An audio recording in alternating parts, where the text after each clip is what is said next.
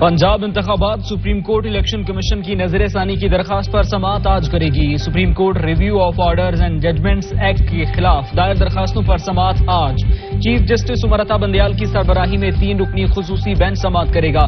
Bench میں justice Ijaz ul Ahsan اور justice منیب اختر شامل۔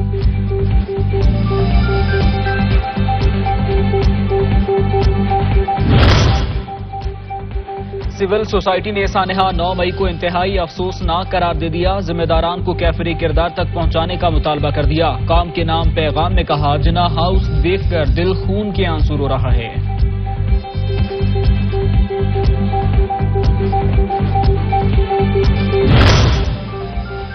شرپسندوں نے قائد اعظم کی تصویر، قومی پرچم اور مسجد نظر آتش کی۔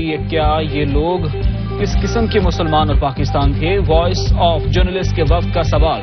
جناح ہاؤس واقعے کی شدید مذمت کی، ملوث عناصر کو سخت سزائیں دینے کا مطالبہ کر دیا۔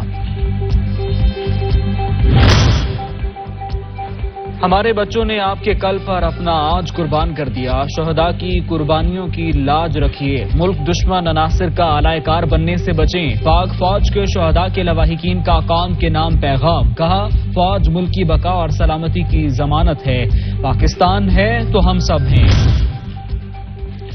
9 مئی واقعات کے دوران دفاعی اداروں پر حملے قابل مذمت، سیاسی جماعت نے ذہنوں میں زہر بھر کر ہمارے بچوں کو گمراہ کر دیا۔ شرپسند ایاز کے لواحقین کہتے ہیں، بیٹے نے جو کیا اس سے سر شرم سے جھک گیا۔